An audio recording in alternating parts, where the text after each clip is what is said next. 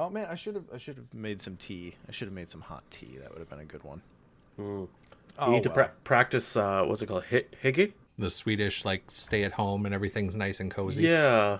Like, it's all about, like... There's a practice for that? I've just been living my life that way. How do you live in Minnesota and not have heard of this in the last 5 to 10 years? Yeah, no kidding. No Swedish ancestry, I guess. I think it's also Danish and Norwegian. Like, I mean, like, the whole Scandinavian countries, I think they all have different practices. Very similar, but it's like you eat out of wooden bowls with wooden spoons, and you eat soup, and you, like, sit and read with a cozy blanket. You have a fire on that provides the light. Like, it's the whole thing, and yeah. Interesting. Yeah. It's really nice, Right, actually. I'll have to take a deep dive. It sounds right up my alley right now. Mm-hmm. It's been very cold this winter so far. As well, I'm sure you know, Scott. Yeah, we Y'all hit have been minus... sending your air our way really hard this year. We've been like minus 30, minus 35 overnight, which I think is like minus 32 Fahrenheit, somewhere in there. I know minus 40 lines It's right up, in the so region where we're actually kind of close, but... Yeah. This winter has been ridiculous. I am going to use a phrase, and for those who don't live in cold climates, you can look it up because my description will not do it justice. Ice dams. For the first time in all my home ownership, I had to deal with ice dams, which can leak water into the roof. So I had to have a company come out because it was so cold, then warm, then cold. They had to get up there with pressure washers that shoot steam. So that was dumb. I mean, that's the thing. It's like if it just got cold and stayed cold, that'd be hard enough and bad enough. But then it warms up and ice forms, and then it gets cold again and snows on top of it. Like, never mind house stuff. Like, just driving's a chore. Anyway,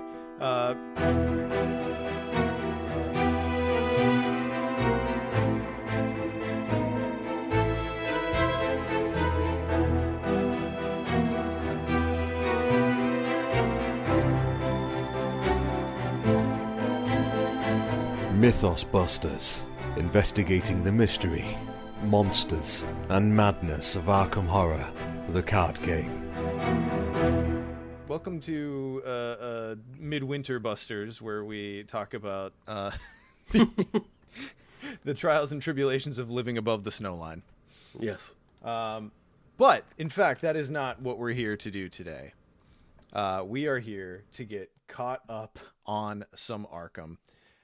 So let's do that, guys. They've dropped a few articles. Obviously, if you've been keeping track of all of the previews and spoilers, there's been a lot around. I've caught them here and there. I haven't been in the headspace to like go seek stuff, so it's kind of fun. I get surprised every now and then.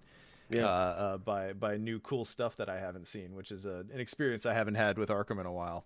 But they have dropped on us at the end of each of these weeks a full preview article for 3 of the new investigators that are in the Chapter 2 core set. So let's dive in. First up is the private investigator. We talked about him a little bit last time when Ian and I streamed. It's Joe Diamond, but let's talk about him in a little bit more detail. Now, I know there's a little bit of consternation because the Mythos Busters in the past have sort of aligned each individual Buster with a class. Which of you claims Seeker nowadays? Is it either both? I know Justin and I know Scott. You've been back and forth between like Seeker Survivor. Yeah, for me, it's more like if I'm playing to have fun. I like all the classes, and Survivor's kind of that like catch-all, right? Like it's. I know you're laughing, Justin. Like, if Seeker I'm playing this game to have fun, Seeker is my try-hard class. Like when I'm like, okay, Sure. It's Iron Man, let's get this shit rolling. That's probably where I'm going. Well, especially if I'm doing clues, and I've seemed to fall into that role a few times during Iron Mans and stuff like that. Survivor's still my favorite because it just feels like all those wild, wacky ideas that the devs have. For an investigator, like, this doesn't really fit in Mystic or Guard. Put it in Survivor. You know what I mean? It's like Put it in Survivor, make it their off class. Fuck it. Yeah. It's just like, where can we put this really weird ability? Throw it on a dog, I guess, and just put it down there. Respect. That is why Survivor is just about everyone's second favorite class, right? Like, yeah, it's just the jank, right? I love jank, so. And it will be interesting to see. Again, we've been speculating and putting together what pieces of information we have up to this point, but it will be interesting to see what class identity shifts or stays the same as we move into chapter 2. But either way, returning to the original point, Justin, since you are more strongly and wholly aligned to the Seeker, do you want to read Joe Diamond? Right, Joe Diamond, the private investigator, 2 will, 4 intellect, 4 combat, 2 agility. Reaction, after you successfully investigate, draw 1 card, limit once per round. Elder Sign effect, +1 if you succeeded, or if you succeed, draw 1 card and gain 1 resource. I can't stop now, not when I'm so close to the truth. And 7/7 statted. All right. So no change in stats. Yep. No real surprises as far as the numbers go. And Big change on text. Yeah, big change on complexity for sure. Going from kind of a mid to late life chapter 1 investigator where he has his own like whole gimmick that is his own thing, just straight back down to basics. Investigate, draw cards. Like so wholly Seeker.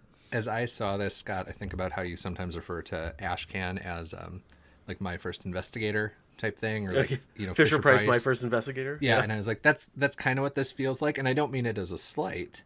Yeah, it just does the thing. It's back to basics, and I mean, I totally get it, right? Like this chapter 2 core set, they're looking to be an offering to players like us who obviously play a ton, and then also those new players. And I think you definitely need some investigators out there who are just simple brass tacks.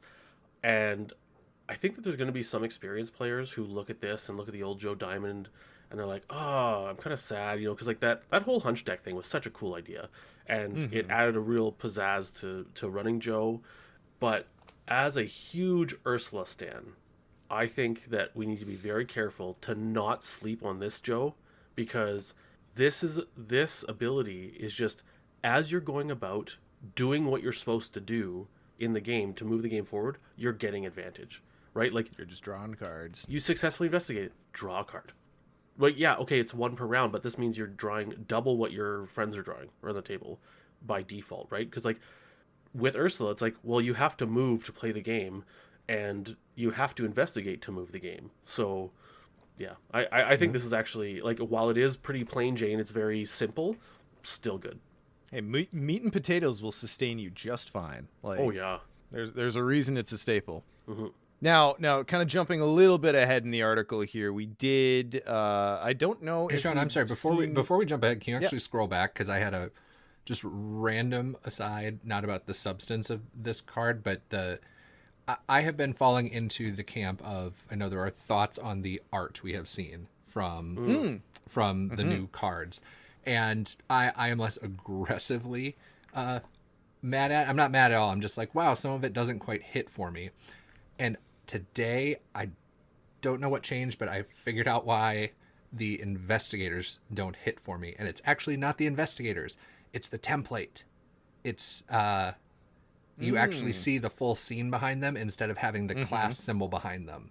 Yep. And so I think, to me, that makes the investigators, I noticed the difference between the art on them and the art in the background.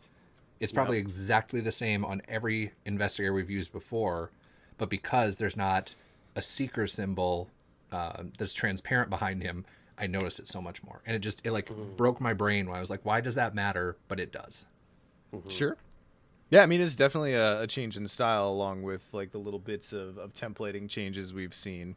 And it was one of the interesting things about chapter 1, where you'd get used to the art on an investigator's like actual card, and then you see their art either on the back or more often on their mini card, and like there's something that just is weird about it, because suddenly there's more to it and there's elements you didn't see. That's going to be less of a thing now because we actually see more of the art. And looking closely at Joe's art, he's left-handed. So there you go. Or is he right-handed and acting left-handed because he knows that you're looking at it, so he wants you to think he's left-handed? Or is he pulling a Neo? All right, hang on. Now I want to go find like Joe Diamond's like old art and look at which hand the gun is in. Is it like Link, where he was left-handed the whole time and just at a certain point you realize it and was like, oh my god? Oh my That might have been goodness. just me. He's one of the 10%. Morton says, what happens to Sean's face and who is this beardless stranger? All right, I'm going to make this about me for a quick moment and go on a tangent. I shaved because I had needless tragedy in my life. I was, because I trim my beard and shave in the shower normally. And I was moving real fast one day. And I'd gotten to the point where I like having the longer mustache because it just lays down and looks better. And I was moving too fast, and I came in with the buzzer, like doing like kind of like precision work, where you're just like cleaning up. And I took a swipe right here, almost down to the skin, and I'm like, there's no saving it. There's no saving it. We're back to formula, boys. Just You learned nothing from my mishap a few months ago. You learned nothing. Nope. Clearly not. But anyway, yes. So we're sometimes you got to burn the forest down to make room for new growth, and that's Sean's beard, chapter 2. Hopefully it'll be as robust as chapter 1. But we'll see how it looks after we can see the full view of it, if the coloring and the art's the same. Yeah. It's still got the same base face, right? It's That's just right. new content that's coming out. I'm going to tell you the coloring gets more and more washed out year by year. We're earning every one of those whites. All right. Anyway, Anyways, Joe. Returning to relevant matters. I don't know if we have had Joe's full back spoiled at this point. I don't believe the article spoils it. So I don't know if it's been out there. I know we've had like some weird leaks that us personally stylistically choose to stay away from. But anyway, the article does say that he can splash Guardian cards, can also include Guardian cards in his deck. Whether that means that we are going with the tried and true formula of 0 to 5, 0 to 2 off class, or whether it's, they're experimenting with something else, Joe does remain a Guardian Seeker. So there is that.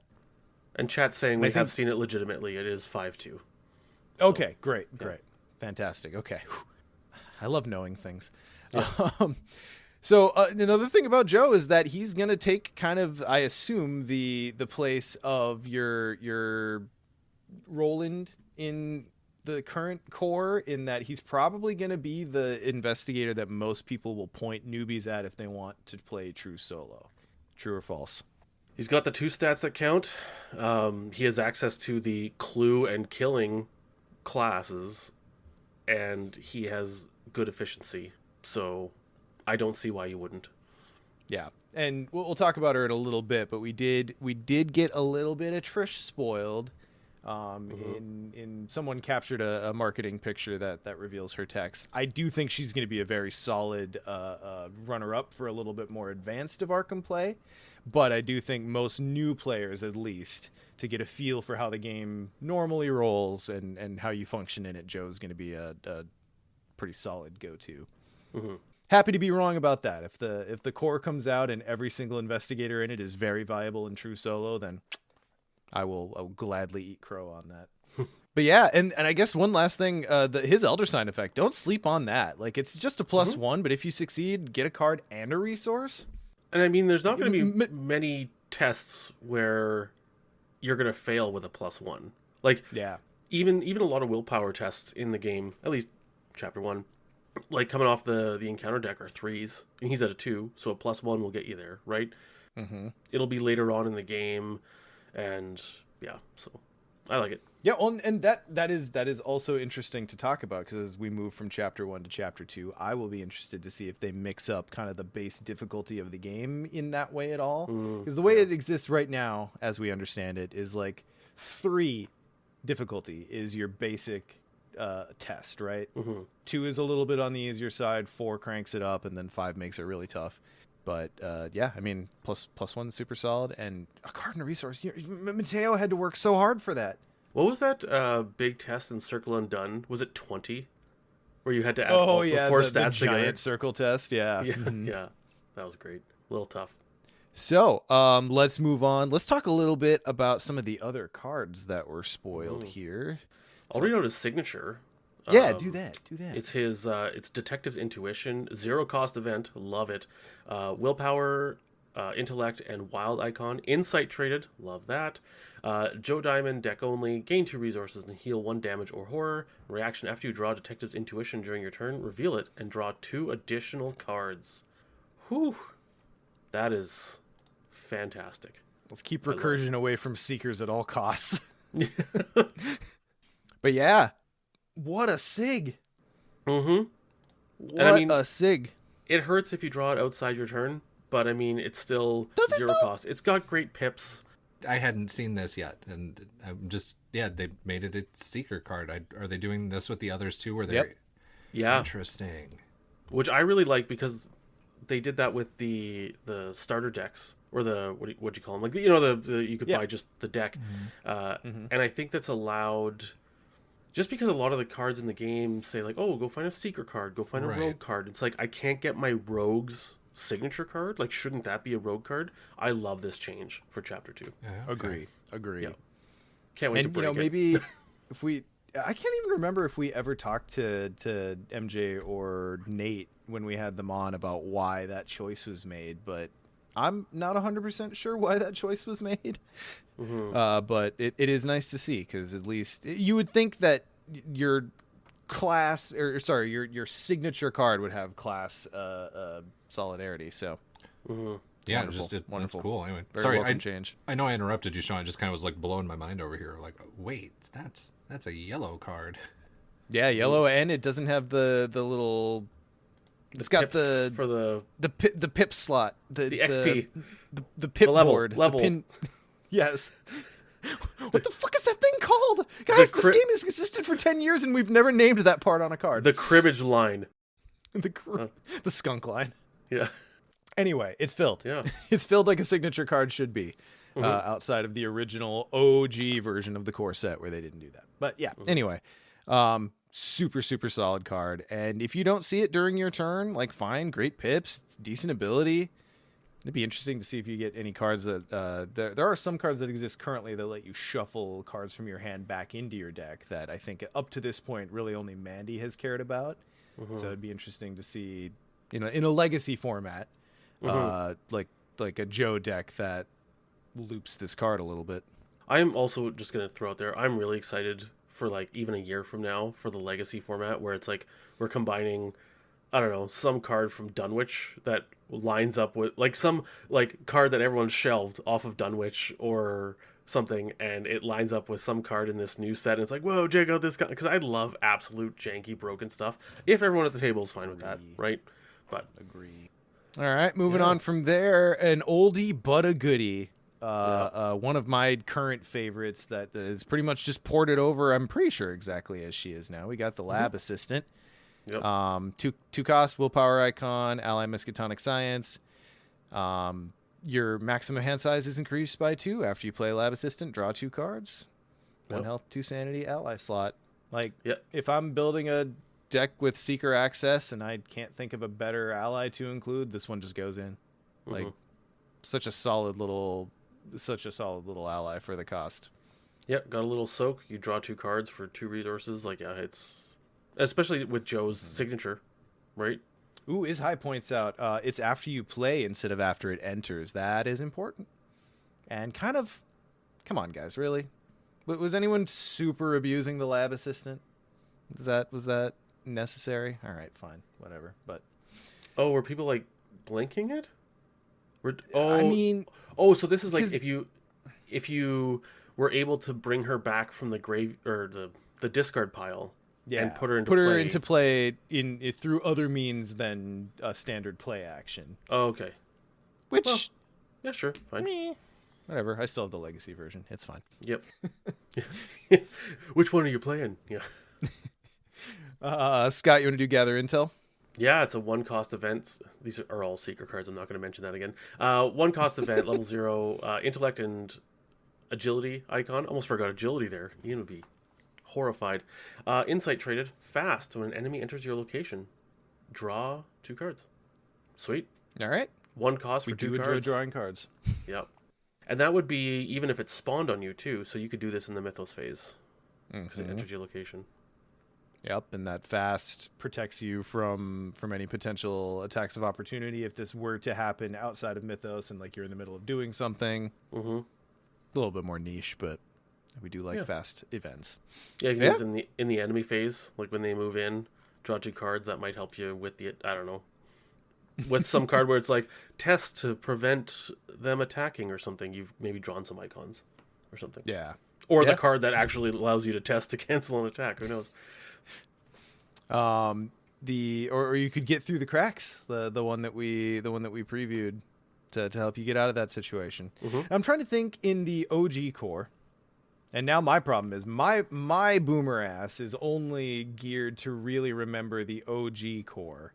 I own the revised core, but I cannot off the top of my head remember all the differences. So if there's anyone who's in that in-between spot where you know the revised core, sorry, I'm going to be speaking nonsense for a minute here. But in the OG core, did we have a Seeker zero cost event that drew cards? I know we have Cryptic Research, but that was a level 4 card. I don't think so. Yeah, I don't think we did. and that's kind of crazy to think that like card draw became one of Seeker's like bigger strengths, and even in the core set we didn't have kind of that like simple draw cards event. Yeah, I'm trying to At least think. not that I can remember. We had the old book of lore. Yep, asset. Yep. Working a hunch's clues. Yeah, no. Yeah, interesting. Yep.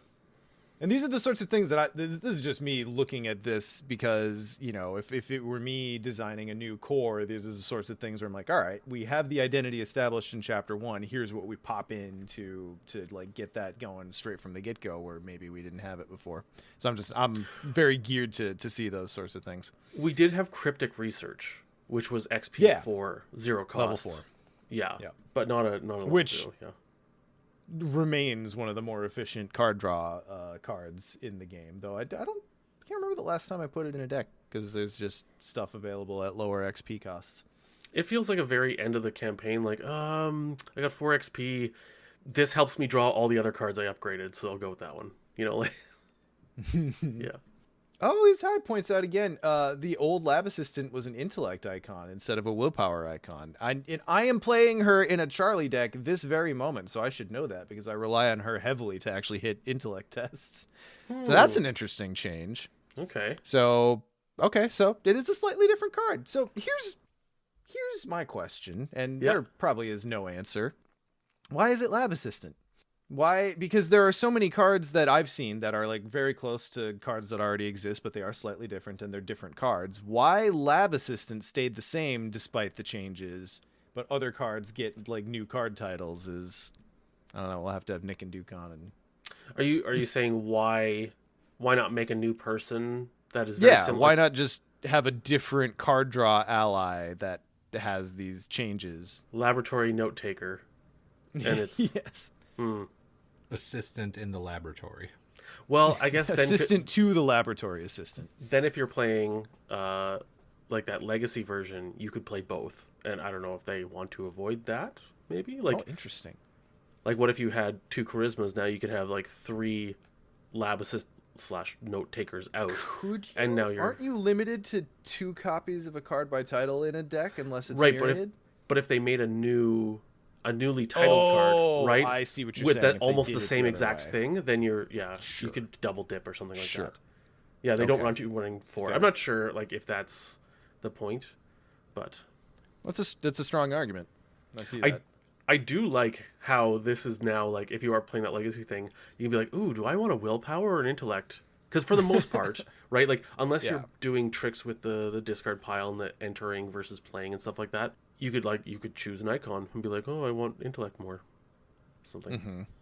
Yeah. I'm also surprised that Captain Capitalism Scott hasn't mentioned. I mean, there's also the reality of new cards, same art would maybe be weird. So this would be paying for new True. art, and so if they're just going to repurpose it a little, saves some money. Just a tweak.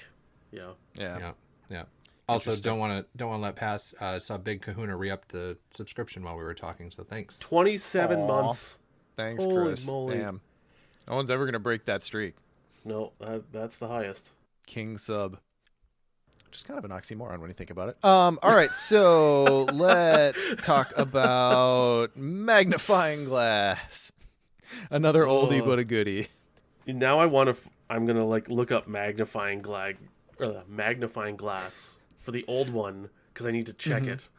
Yeah, I know. Now we need to like scrutinize every one of these. While you're doing that, It's all the right. same. So it's Okay, it's level 0, 1 cost, seeker asset, intellect icon, item tool, traits, fast. You get +1 intellect while investigating, and hand slot. A lens into a world unseen can reveal things you wish it hadn't. The Is the collector flavor text the same? I don't look at flavor text. Yes, it is, but it's printed differently. It's like they hit enter halfway through the line. On the original one, it was just one straight line. What could Also, mean? Yeah, and they changed the template. There's more They did, space yeah. for game text, I believe, too. Yeah. So. Maybe they All just right, want to emphasize that now they could put 2 lines of flavor text if they really want to. So True. also the collector number changed. So there's that. Ooh. Yeah. All right. Well, Cool. what is there to say about magnifying glass that we haven't said in 16 different ways on 16 different Yep. episodes? Another good It's- staple for the core. There you go. Very solid, very cheap. Probably gets upgraded out as you move along the campaign.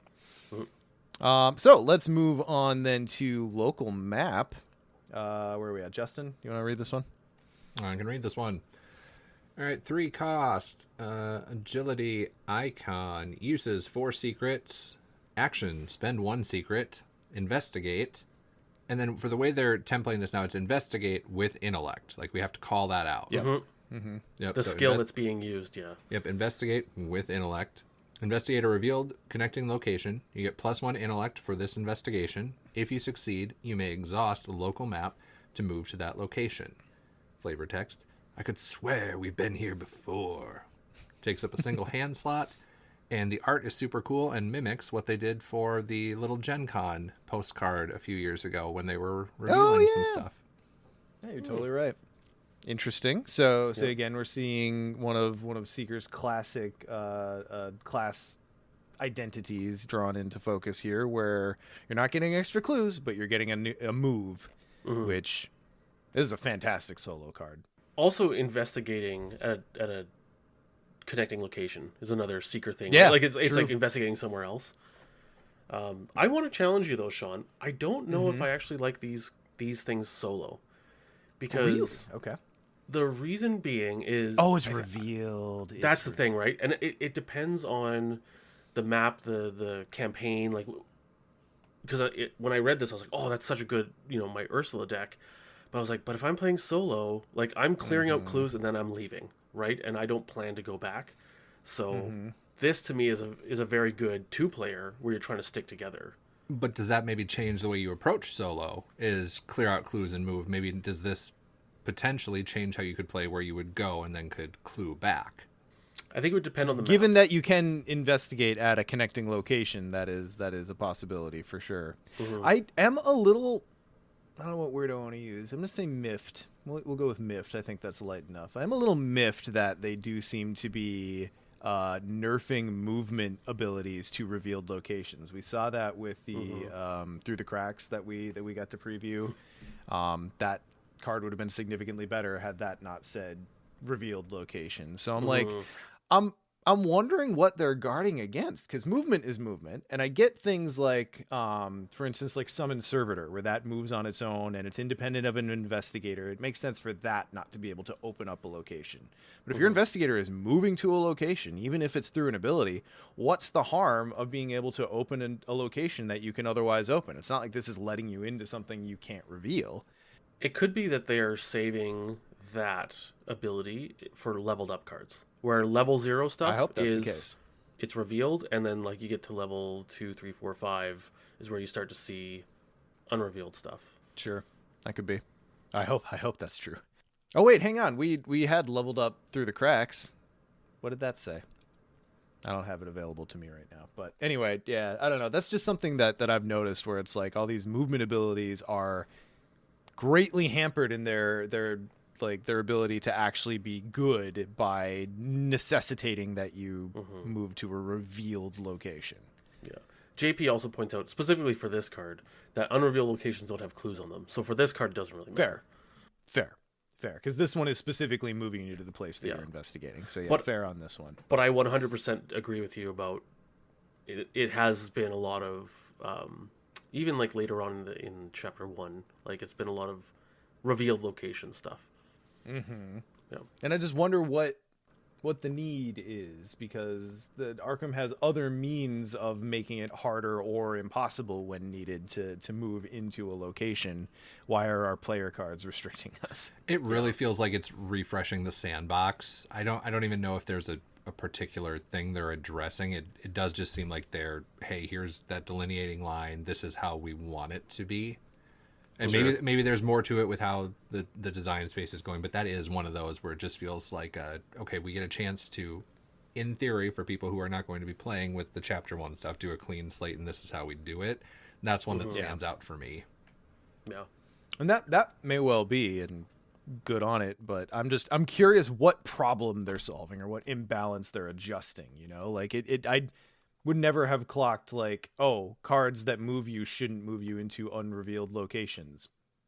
That's not a problem. Like, that's not the restricting factor.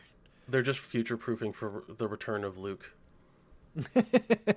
That's what's happening. Well, look. Nick doesn't talk a ton of shop with me because we have to not do that. But one thing I do know is that he hates the amount of rules questions Loves that they get Luke. due to Loves Luke Luke. Robinson. Yeah. Loves him as a player, hates him Yeah. as a dev. So I don't know where that Yeah. puts us. But As a dev, I can't imagine liking a character that can, like, glitch through walls, you know? yeah, in a board game, a character that can clip boundaries is a very interesting thing to have. Yeah. All right, so let's Okay. move on then to a Dorothy. Yes. So speaking of old cards in new forms, Scott, I think we're over to you. Yeah, Dorothy Simmons, straight A student. 3-cost asset, intellect icon, ally, and Miskatonic. Love that trait. You get +1 intellect. I love this already. Reaction, after you successfully investigate by exactly 1 or 3, exhaust Dorothy Simmons. Gain 1 resource. 1 health, 1 sanity, takes up the ally slot. I'm going to read the flavor text because I think this is so awesome. I've taken every class that Dr. Christopher offers. Yeah, I love that that shout out. Like, yeah. This is one place where, like, hey, there's a card that exists in Chapter 1. Here's a tuned down version for Chapter 2. This is one place where I'm super okay with it. And the fact that they straight up call that out is fantastic. Yeah, no notes. Christopher was broken.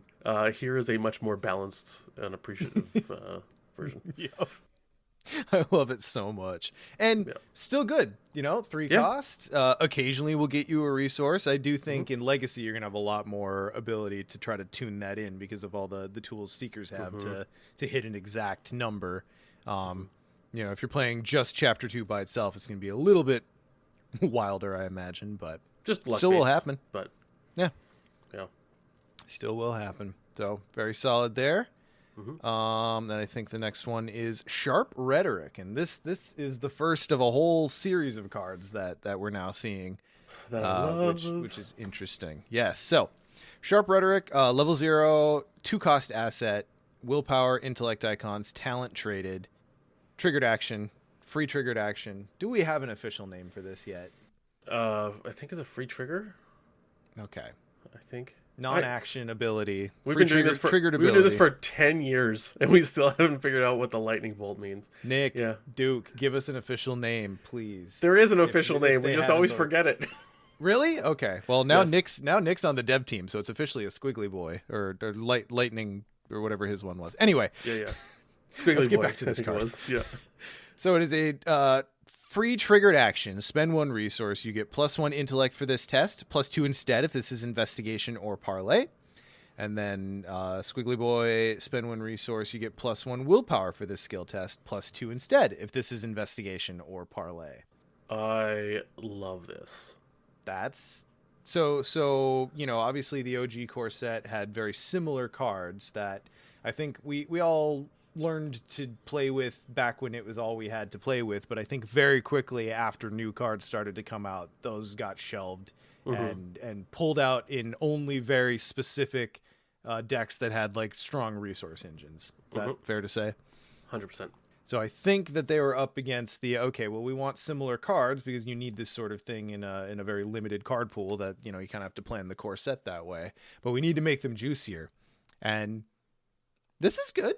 I like this, like giving you an extra boost for that same resource for very usable things. Like if it's an investigation or a parlay, both things we will be doing. and both those skills are the ones we're generally doing them with. It seems a good way to go to address that issue. What do you guys think? The highest praise I can give a card is the fact that I'm considering this in Ursula. Like In my Dove Ursula. deck. Right? Like one single copy, because like one resource to get +2 intellect, like that's a really good value, especially when like 70% of my tests in the game are going to be investigating with intellect. Yep.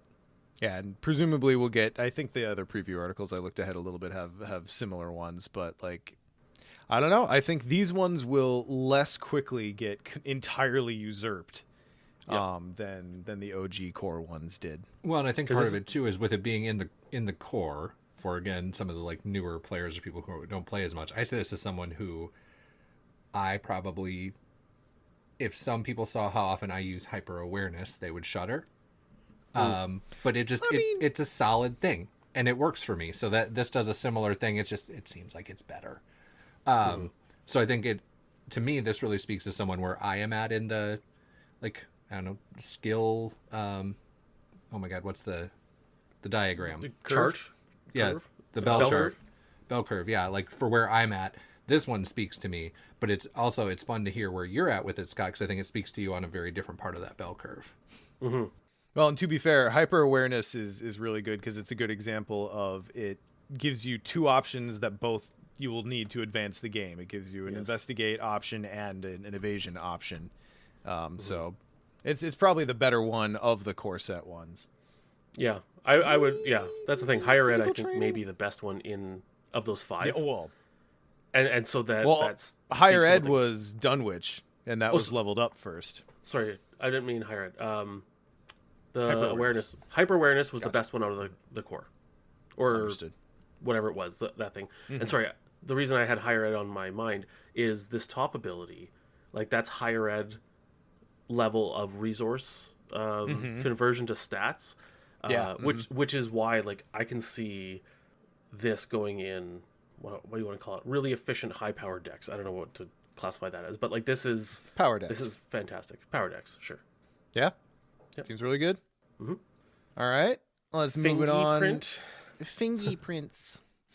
I think we're back to Scott. Justin? I don't know. I lose track every time. Someone read. All right. Fingerprint kit, 4-cost asset, intellect icon, item, tool, uses 3 supplies. Action, exhaust fingerprint kit and spend 1 supply. Investigate with intellect. You get +1 intellect for this investigation. If you succeed, discover 1 additional clue at your location. Takes up a hand slot. As we would expect. It is the same. It is the same. Okay. Whew. Just with the new syntax. Yeah, you know what? I love that this is in the core. When we got this, oh God, when did it come out? Circle and Done. Really? Yeah. We didn't get Fingerprint Kit until Circle Undone? I feel like we've had that since Dunwich. That is crazy. Yeah. Huh. But I mean, that speaks to it, right? Like how good of a card. Yeah. Well, and we didn't get the upgrade one until Scarlet Keys. So that's true. But this has become such a, what do you call it? A card that goes in like, if you're playing 2 or more players, you're probably putting this in your Seeker deck. Staple. That's what I'm looking for. So yeah, absolutely. Like, this is the sort of card where you need to have a reason not to have it in your Seeker deck rather than to put it in. You know? Yep. So cool to see that that's sticking around. Mm-hmm. Moving on from there, another oldie but goodie. I think we're to Justin now. You got deduction. Deduction. Skill. Intellect icon. Practiced. If this skill test is successful while investigating a location, discover 1 additional clue at that location. And the flavor text is different. I checked. A smaller piece of an even greater mystery. And for those keeping score at home, it is the revised core art, not the OG art. It's the Daisy art, yeah. Which is funny because Daisy's not in this set. So the OG core did not have Daisy on deduction. Then the revised core did, and now this core doesn't have Daisy, but it has Daisy on deduction. So, we're all over the place. That my question seems to like you guys, a smaller piece of an even greater mystery. Okay, my question though, what would you investigate other than a location? Because this card goes out of its way to say while you're investigating a location, discover an additional clue. I could see a treachery that attaches to a location or something that says action, investigate if you succeed something like if it's an ability or like on an enemy Sure. or something like that. But you're still investigating the location using the shroud that's attached to, right? Like, as far as the game Yeah, mechanic but is concerned. I don't know if you'd be investigating the location. Because maybe we'll have an enemy that you need to investigate, Oh, something like that. that's interesting. Or Yeah. That's interesting. Okay. I might just be pulling keywords from nowhere, but something like you are considered to be at no location or something. Like if there's Yeah. some, like janky Mythos stuff and it's investigator is not considered to be at any location. Yeah. Okay, I think your question Wow. very much stands in that we're having to think up edge cases, and it does Well, I seem mean, it does seem a little bit of like just copying over as is, which is interesting when they're taking such pains to revise so much else. Yeah. Because does OG deduction... Because it's worded differently than OG deduction, right? It's not like they just copy-pasted and forgot that wording kind of sticks out now. No. While investigating a location. Oh, okay. Well, maybe that is the case that they just... You're ported just it over being then. a hypercritical ninny nanny. So That's right. There you That's go. right. And Yeah. ninny muggins. JP brings out we might see story asset characters that that can be investigated, right? Like investigating the character, Interesting. Yeah. Yeah. I mean, it's probably nothing, but I was just curious because I'm like, wow, there's 4 words in there that like are just assumed. You're just always investigating a location, so it's interesting to call it out. And maybe that's just old game text that didn't get changed. Yeah. That'd be a very, very simple way to explain it. Mhm. All right. Oh, the classic Joe card. We've got Working a Hunch, as it ever was. 2-cost Seeker event, double intellect icons, insight traded, fast play only during your turn. Discover 1 clue at your location. And it has the love secret it. icon in the top right, so That's right. we know what class right. it is. Yeah.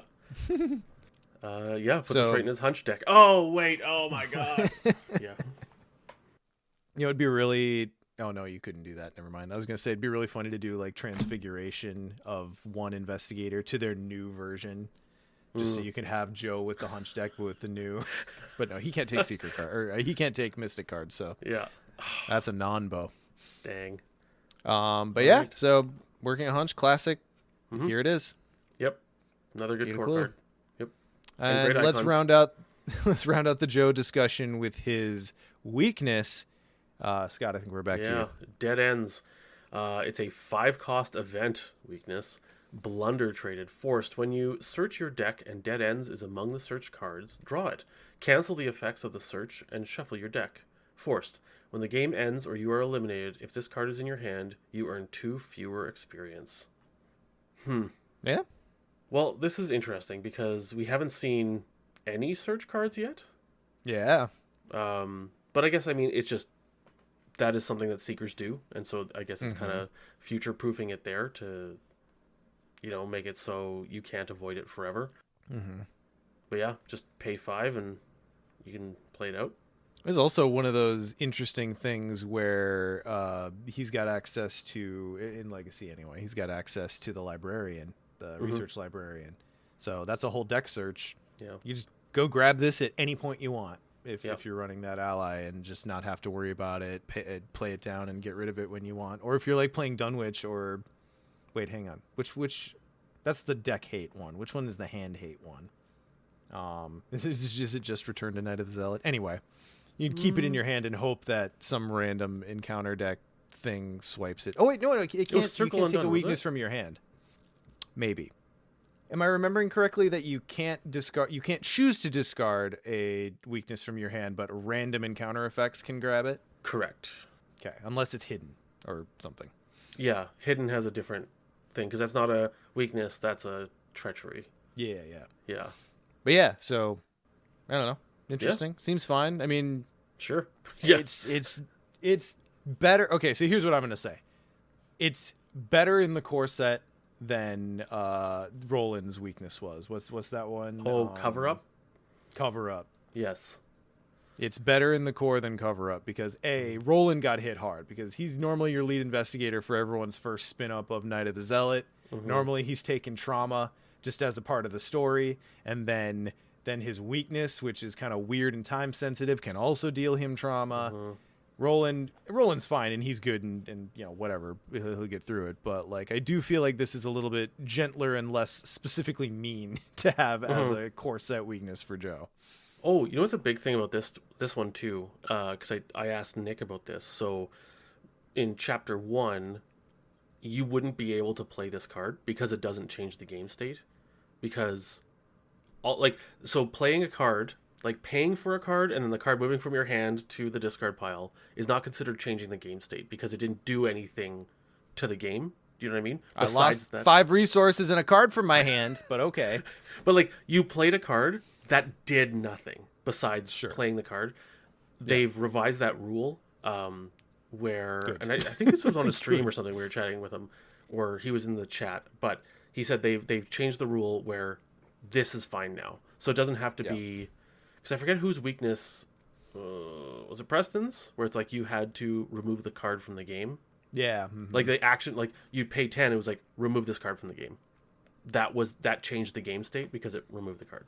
So now you can just have this. So, which I like. That's so funny. It makes it like, cleaner. and it makes more sense from an intuitive perspective too, because like I'm sure there was some weird rules reason why all of those things you just said were true, but it is a little weird to draw the line at, well, spending resources and playing a card from your hand to no effect doesn't change the game state, but removing that same card from the game does. Like, yeah, I don't know. Either way, it's better going forward, so we're thankful for that. I think it came from a ruling where someone asked, could I play this event card? Like, it was a player card, if nothing would happen, just because I wanted to get it out of my hand or trigger something else. And the ruling said that no, doing something playing a card must change the game state in some way. And that's where that came from. So, yeah. Best of intentions, I'm sure. Yeah. That's really like deep in the rules language, which, again, for a core set, the fact that this seems quite, it plays the way it should. It's intuitive. Yes, exactly. Oh, it's way more intuitive. I pay 5 to get this out of my hand, and that's cool. Okay, good. That'd be a real fun thing to walk new players into. It's just like, nah, you didn't say the magic words. Actually. I mean, you know, it's Arkham, so that's probably still going to happen in certain places, but 100%. At least we'll walk out of the ones that we can see coming. All right, well, that's Joe. Let's move on then to one Isabella, or Izzy if you prefer. Miss Izzy if you're nasty. Do we find her? Yeah, we finally got her, guys. Oh my we got goodness. Isabella. My sister's sacrifice won't be in vain. I know I mentioned this on the last stream, but that was such a moment for me because I was just reading through everything and I was like, oh, Isabelle Barnes, cool. Blah, blah, blah, blah, blah. And I just moved on and I did not clock it for a solid day or two after I saw the name of the investigator. And I'm like, wait, Isabella Barnes. Yeah. Anyway. And JP points out in the first paragraph, it says, armed with her lost sisters, twin 45s. So now Jenny is lost. Oh, these two. I'll look forward to the standalone where we can find her. Yeah, I know. These two are just these like two so rapscallions. Hey? Well, I think somebody mentioned, and I have not read it to confirm. I have it. I still just need to actually read it. That the story beat may have happened in that limited run comic they did this last year. Oh yeah, that's right. I need to get my hands on that stuff. Yeah. So if I find out or can confirm that for sure, I will let you know. But that would be neat if true.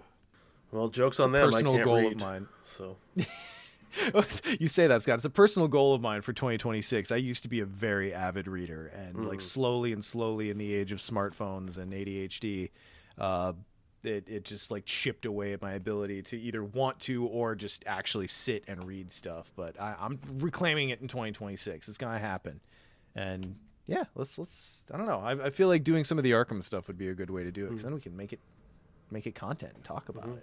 We just gotta finally get Arkham Book Club together. That's right. We've worked only so been well. talking about that for 8 years. that's worked so well the first time.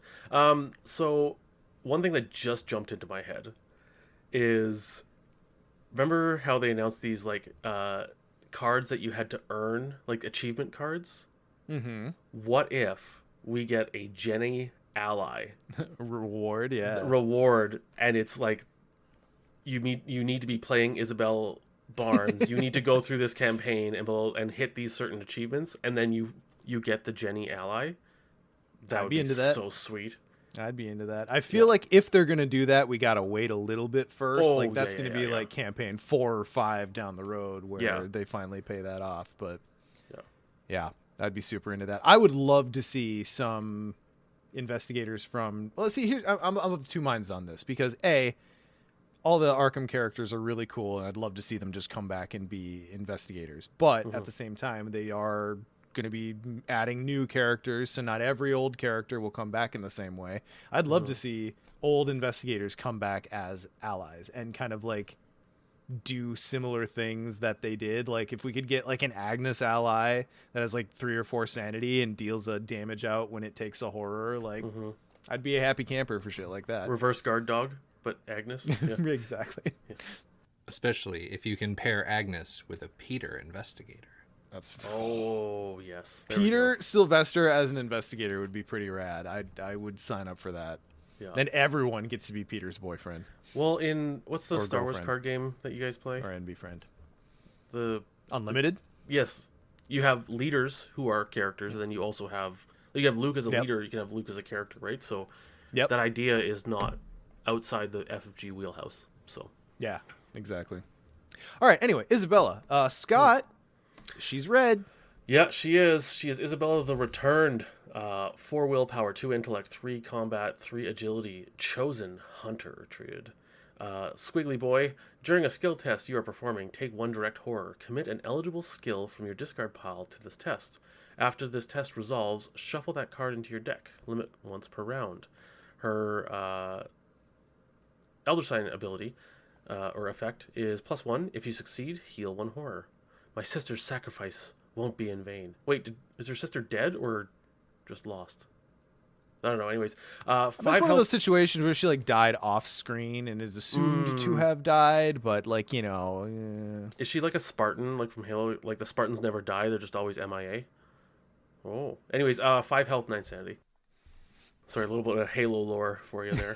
And see, I'm just They never- I think that it works better because otherwise you get the other end of the spectrum where it's like the crappy Star Wars writing, and I hate to say crappy Star Wars writing, but it's like I mean, there somehow is some. Isabel exists. returned.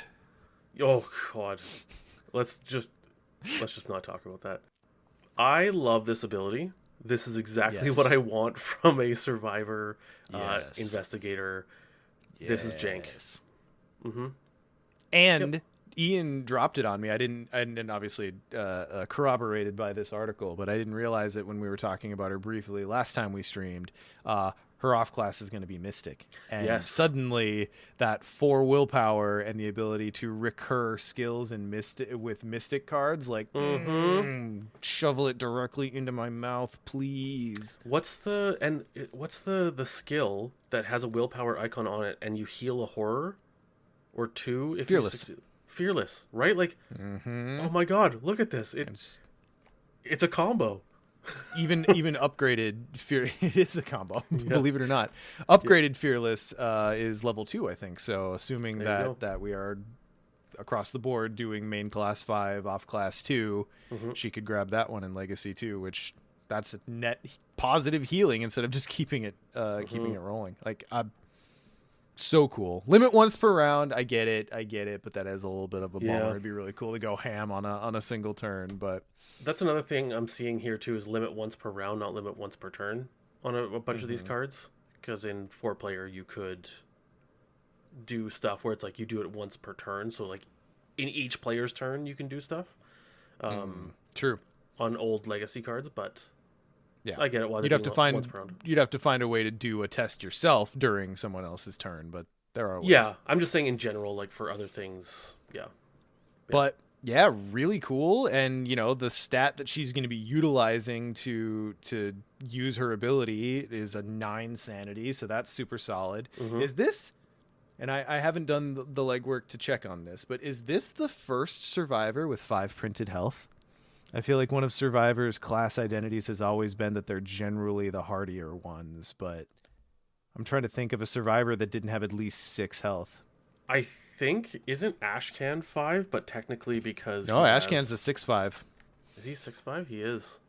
What about who's the God? What's his name? Nate, the farmer who tanks stuff. He's a 6'6". No, wait, he's a 5'5" on his non-flipped side. Yeah, okay, but he's weird. I don't know if I'm gonna count him. We're talking Get about out of here with your... talking about survivor investigators. Like, oh, but he's weird. They're all weird, Sean. Yeah, okay, fair, fine. That's point conceded. The class identity is weird. Of all the survivors who don't have a second identity card, she's the only one with printed 5. So specific. Yeah. Anyway, so it's just something to watch. And you know how we were talking about, I just want to bring this up now since it's a little bit out of order. Remember how we were talking about them being less mean with the the investigator weaknesses? Mm-hmm. Scott, you want to read Breaking Point? I know we're kind of skipping order here, but yeah. Breaking Point weakness. It's a treachery, hardship traded. Revelation. Take 1 direct damage. Then if you have 6 or fewer remaining sanity, take 1 direct damage. Then if you have 3 or fewer remaining sanity, take 1 direct damage. This is brutal for a weakness, isn't it? Yep. Absolutely brutal for a investigator with 5 printed health. Yep. And it'd be one thing if each of these were just take a damage. That would be one thing. But the fact that it is all direct damage, like, this is a brutal weakness. Mm-hmm. Oh my goodness. Now I will throw out there, though, like, and we'll get to this, but like looking through, like, they already gave her tools to deal with this. You know what I mean? Yeah. Like the cards in the box allow you to deal with this, but you are right. Like this is like Mark Harrigan's weakness, where you can just get absolutely blown out mid game because you were just like 1 or 2 damage over, 1 sanity over. You're just like, you weren't quite cautious enough, and then all of a sudden it's like, oh, game over. So, yeah, I think Shell Shock is probably the best comparison for sure, where it's like, all right, this is the investigator who wants to have damage on them, or will have damage on them if you're using their ability. Haha, fuck you though. Don't do it. Don't do it though. LOL GG. Or what's the thrice damn curiosity? There's a collection of weaknesses where you have to like hide your power level as an investigator until they've cleared. And then you can go, back to like actually playing as you want. But this one actually, Sean, you will appreciate this, and Scott, you can tune out while I talk about Keyforge. I know it's a different game, but this made me think of back in the first set of Keyforge, Bait and Switch, the one where you would play it and you would get to take. It was take 1 if your opponent has more than you. Take 1, and they had to reword it because it warped the meta so bad. It basically broke the whole game.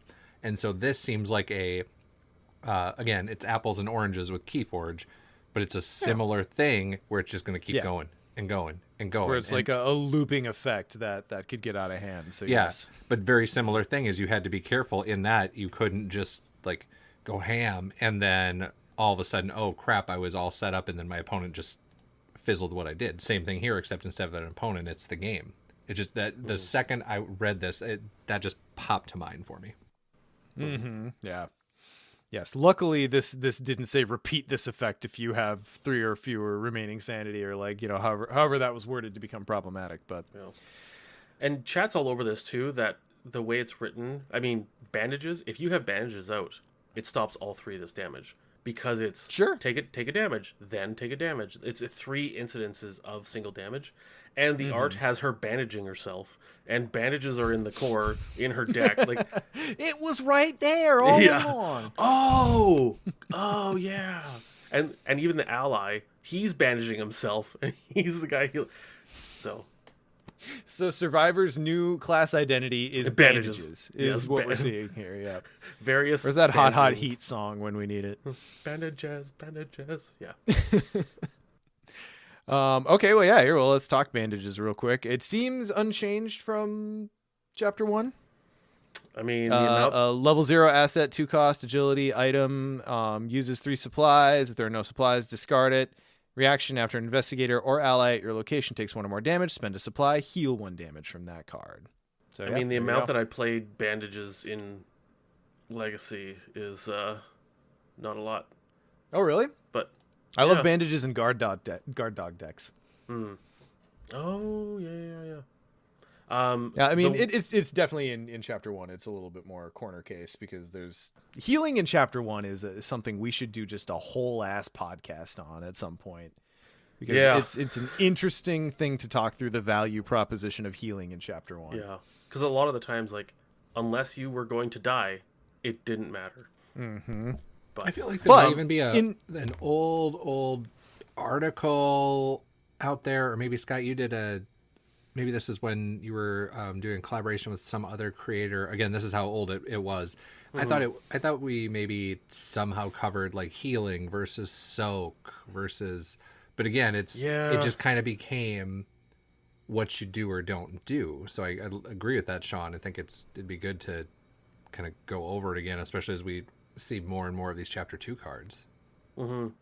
Yeah, and we've been talking about horror versus, or healing versus soak versus, and how it hurts your tempo since the game started. So I'm quite sure this is probably at least the 12th time where we've said, oh, we should talk about that in more depth. I do remember us talking, though, Justin, now that you bring it up, like soak versus healing. There was something. But yeah, we can totally talk again. I was going to bring up bandages weirdly has a slight change in wording. The new one is, if there are no supplies on bandages, discard it. The old one is, if bandages has no supplies, discard it. So probably just a language clear up, and just something to note. Yeah. But I mean, as pointed out, it is like you throw that down, and then suddenly, no matter where your sanity's at, Izzy's weakness doesn't matter. You have your buffer. So that's pretty solid. And then talking about Alexei Saburov, which I believe I clock as a pathologic reference. I see you, Duke, I think. He is level 0, 3 cost ally. Willpower, ally traded. When your turn begins, heal 1 damage or horror from Alexei Saburov. 2 health, 2 sanity, ally slot. So he's kind of a more flexible Peter Sylvester without the stat boost. Yeah. Because he could heal whatever. And I don't know, that again, kind of getting to hardiness being one of Survivor's defining traits. This is a very solid level 0 ally. I could see also an upgrade version, like a level 2 or something, where he goes to 3 and 3. At the beginning of the turn, you heal 1 and 1 from him. You know what I mean? Like, so. Yeah, that'd be a very cool upgrade, and maybe like a willpower boost. I don't know, help a mystic out.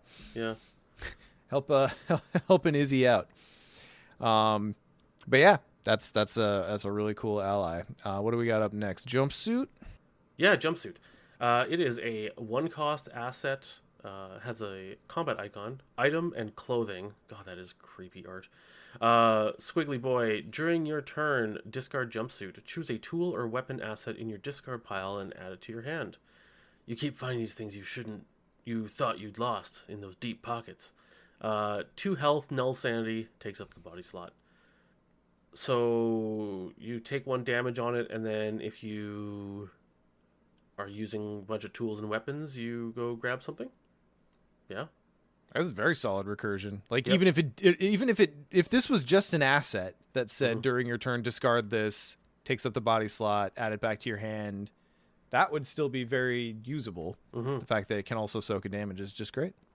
Yeah, it seems very versatile where you put it down, like you don't have to keep it in your hand while you're using the tool or the weapon that you want to get back, and then you can then maybe soak a damage, or if it's near the end of the game and you're just like, I just need to stay alive, there's 2 soak. Yeah. So, and as mentioned, Izzy, with her paltry 5 printed health, yes, might be in such a situation. So, there we go. All right. Then we've got another oldie but goodie, Meat Cleaver. I can run with that one. Yeah. 3 cost, level 0 asset, will icon. Item, weapon, melee, action, fight with combat. You get +1 combat for this attack, +2 combat instead if you have 3 or fewer remaining sanity. If this attack defeats an enemy, you may heal 1 horror. Reaction, when you trigger the above action ability, take 1 horror. This attack deals +1 damage. Takes up a single hand slot. Mechanically unchanged. We know it, we love it. It's Yep. better in some builds than others, but in Izzy in particular, I think this is pretty good. It's a way to heal Horror to feed her ability, and she's got decent regular combat stats, so yeah, okay. like I'm it's not her best option, but Yeah. it's if you're looking at core only, this is probably one she's going to use a lot. yeah. Yeah, it's not bad. Yeah. I realized we breezed right over reading her signature card. Yeah. I blew us right past a bunch of stuff. So let's go back and you want to do the 45, Scott? Yeah, it's Isabelle's twin 45s loaded with vengeance. Oh, that's such a cool tagline. 4-cost asset, combat icon, agility icon, wild icon. Item, weapon, firearm traded. Isabelle Barnes deck only, uses 6 ammo. That's really efficient actually for that cost. Does take up 2 hand slots though. Anyways, action, spend an ammo, fight. You get +1 combat and deal +1 damage for this attack. And reaction, after you resolve the above ability, spend 1 ammo and exhaust the 45s. Fight with agility. You get +1 agility and deal +1 damage for this attack. Okay. I'm going to call this out right now. I may be right. I may be wrong. I clock this as a Nick special. This smells very Nick. Okay. Because it's a little bit D&D, and I know he's had feelings about how firearms work. But anyway, yeah, the whole like dual wielding double shot depending on your agility rather than your combat is a very interesting pull. Yeah, I like him. Do you feel like this is her best option? Probably. Yeah, I mean, yeah, like the fact that each turn you get a free combat that doesn't use ammo out of this thing, that gives you a +1 and deals the +1 damage. Like that +1 damage is. It does use ammo. It does use ammo. Oh my It goodness. doesn't cost an action, so you Apparently still have to reading spend the bullet, but you get a free action. Reading the card explains the card. Got it. Never mind. I guess it's action efficiency. Yeah. Yeah, it's not bad. I'm not blown away. I mean, but hell, it's- I'd rather spend the ammo than an extra action. Yeah, 'cause Yes. if you assume you're going to do it each time, I mean, yes, this has 6 ammo. Treat it as though it has 3 ammo. It's still pretty good. 3 ammo, and you're doling out 4 4. damage with every shot. Yeah. And then you just have the option of maybe you sometimes just need the ping and other things. Yeah. And it's also interesting too because now you're spreading your stat investment over 2 different stats too, which is going to make it a little less consistent and possibly a little shakier. But on top of that, now we have to consider that Izzy has the ability to just go fish a skill out of her discard, and she's probably going to be running overpower and manual dexterity. So Yep. this is pretty good.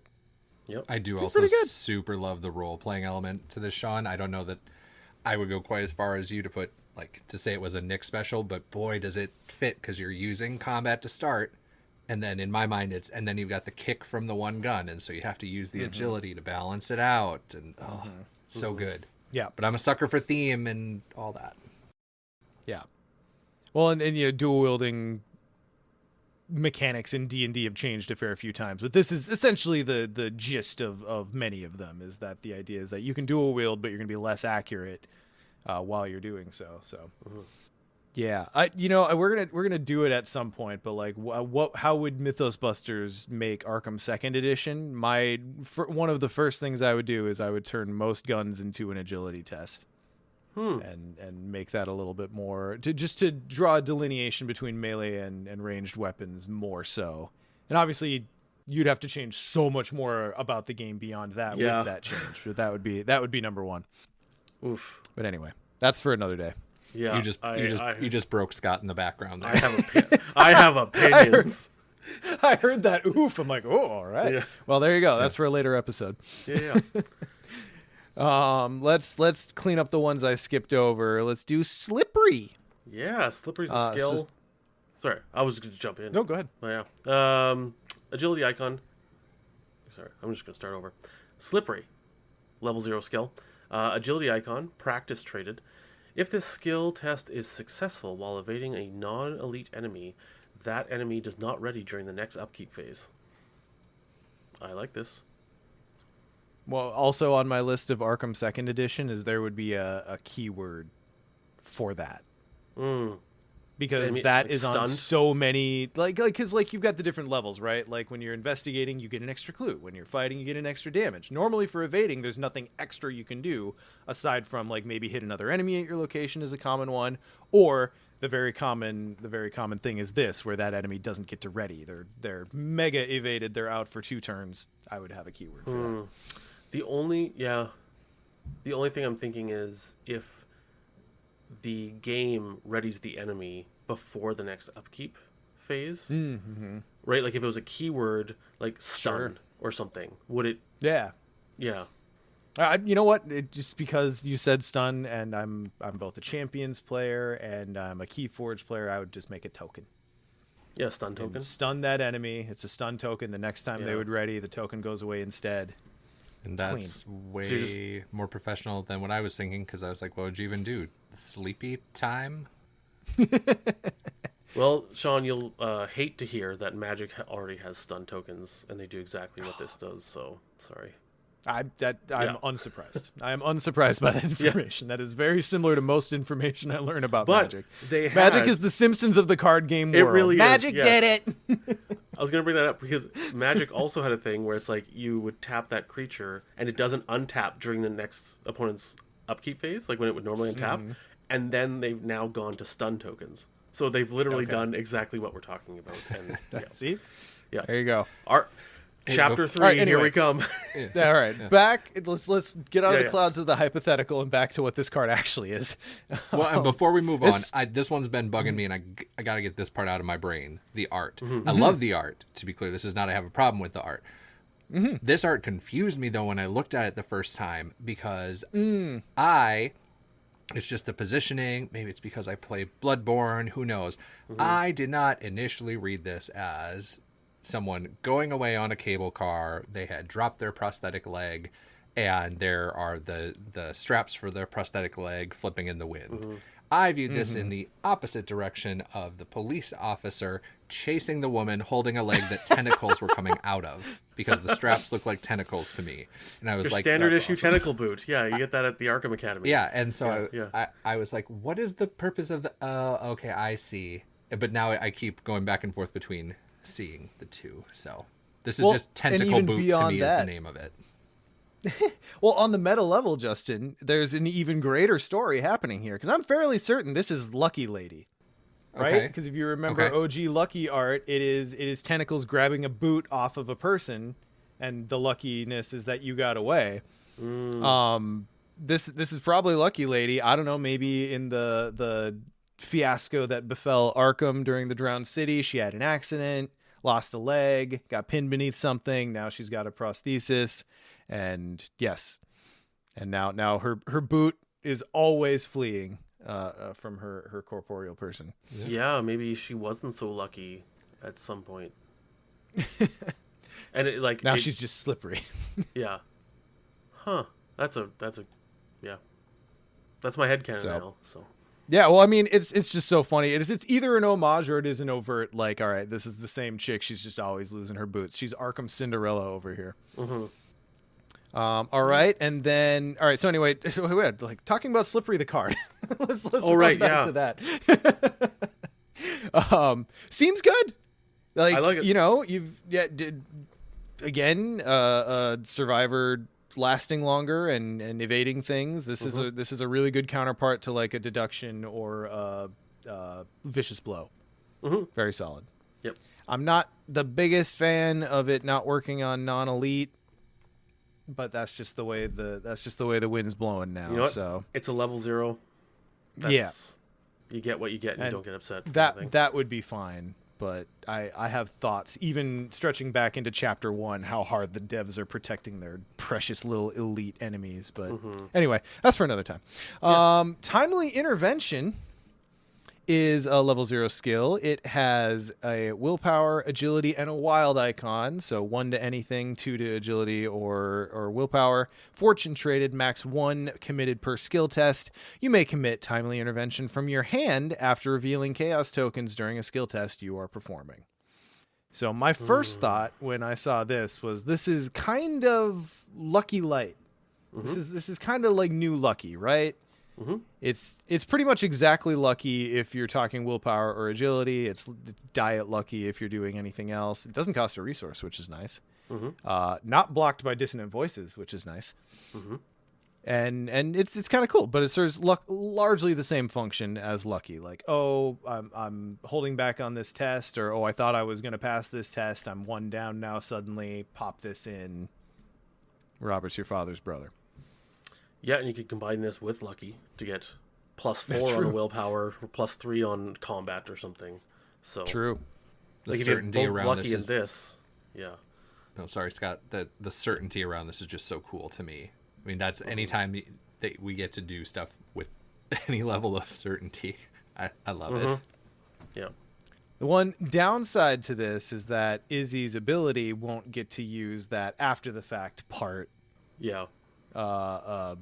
if you pull it from your discard pile, because it specifically says from your hand. I mean, that said, it's still a +1 to anything and a +2 to the 2 stats, so she might still pull this out in the regular Yep. timing. And the thing is, too, she can pull it back out, and then once that test is done, this shuffles back in the deck. There So you go. then she can draw it That's the again, and play. then, yeah. So you can recycle this one a lot, and, yeah. Cool. All right. Moving on, then I think our next one is Hunter's Instinct, yeah? Mm-hmm. This one's exciting. I like this one. Hunter's Instinct, 2 cost, level 0 asset, combat and agility icon. Just insanely badass art on the way down to it is talent traded, limit 1 per investigator. Uses 3 supplies. If there are no supplies on Hunter's Instinct, discard it. Reaction, after you engage an enemy, spend 1 supply and exhaust Hunter's Instinct. Add a level 0 event in your discard pile to your hand. I love this card. I love this really good card so recursion. much. For those who are not Yeah, I mean- watching and are just listening to us, Scott is rocking back and forth merrily as he is saying he likes this card. As I mean, you do. here's the thing. You engage with an enemy, and then you grab Timely Intervention back from your discard pile into your hand, and then you can use it as a lucky again. And, oh my god, yeah. Oh, I'm sorry. It's an event only, Scott. Oh god, never mind. Level 0 event. I read... But that's fine, because Izzy can recur skills anyway. Now she has a way to recur events. Like, She can she's grab just got lucky. it all. You can grab lucky. There it There is. you go. There it is. Got there. Yep. I'm just so honed in on skills now. I read it as level 0 skill. Well, and this is so good at level 0 too, because this doesn't specify class. And there are a fair few very good level 0 events that you might want to grab. So You know, the one that immediately jumps to mind, because I was going to mention this about Slippery too, is it's practice traded. And if you're playing Legacy, Oh, it's practice practice makes makes perfect, right? little And PMP action. yeah, being able to recur practice makes perfect, and those practice skills, like, oh my goodness. It's very, very good. It's too bad that Izzy doesn't have access to Seeker, because practice makes perfect. But Ooh, man, in Legacy, Min with practice makes perfect, and this card, like, ooh, oh, yeah. just keep it going for days. Mm-hmm. Super solid, super solid. Loving it. Moving on from there, we've got Shove Off. Scott, you want to read Shove Yeah, Off? 1 cost event, level 0, combat and agility or icons, tactic traded, evade using agility. If you succeed, deal 1 damage to the evaded enemy. If you fail, return Shove Off to your hand at the end of your turn. Okay. Yep. So you're paying 1 to evade, but you can ping them. With a But if you damage. fail, they can come. Okay. Yeah. I mean, I think 1 cost to ride a damage on an evade attempt you were already going to do. That seems Yeah. pretty solid. Yep. And fail, the get if it you back. fail piece is just nice Mhm. because the tentacle will ruin your day. I can see this more in a evadey investigator. Like, this is not screaming Izzy card to me. Yeah, true. But sure, yeah. Yeah, seems good. This is a core set card, is what this is. Yep. Yeah. Giving options. An oldie but a goodie. Look what I found. So well, let's hear. Is it pretty much the same? It looks like it is. So 2 costs, double intellect icons, fortune traded, fast play after you fail a skill test by 2 or less while investigating. Discover 2 clues at your location. Oh, they added flavor text. Oh, would you look at that?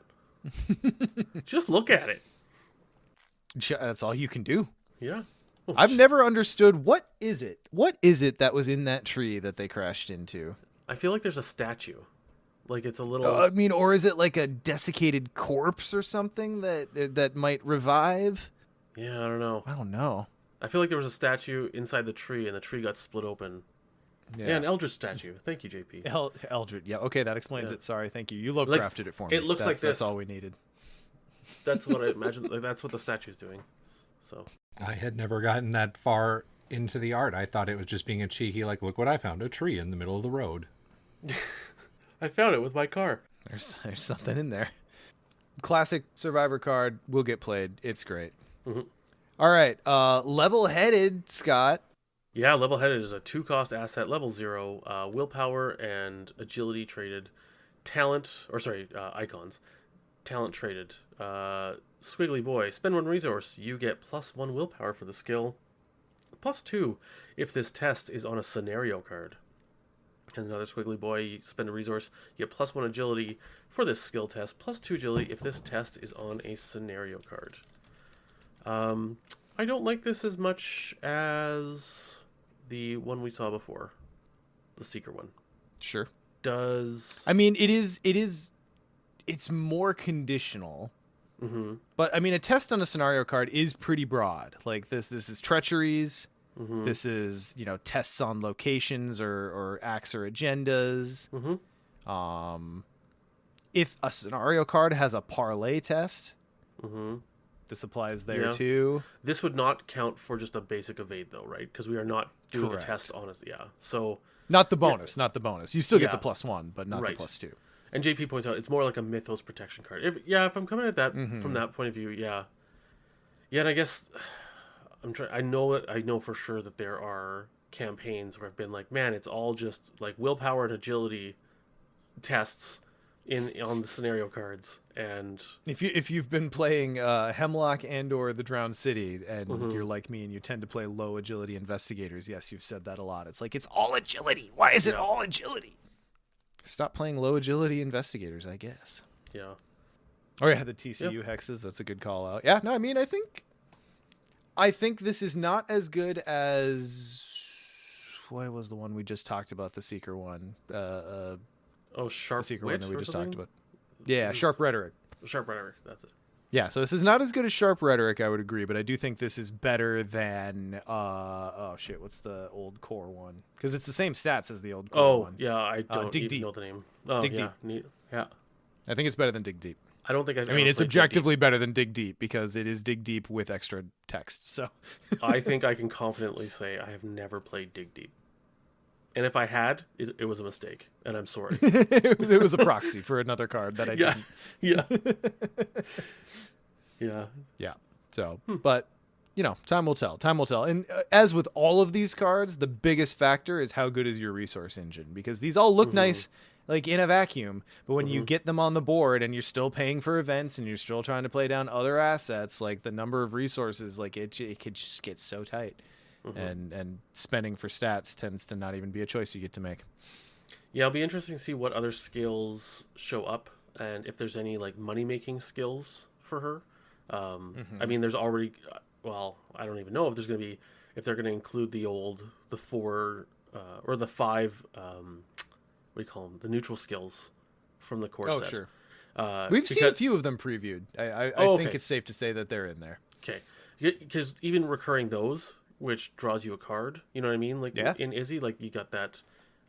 Draws you a card and puts another card back into your deck that's not your shitty ass weakness. Like right. Like after you've got your weakness through, like imagine you draw that on turn 2 and you're like, great, I'm never gonna shuffle my deck, and you just meter it out and keep your card draw on lock. And I'm very excited because I'm excited just looking at what we looked at, and then you tack on the fact that Isabella can take Mystic cards.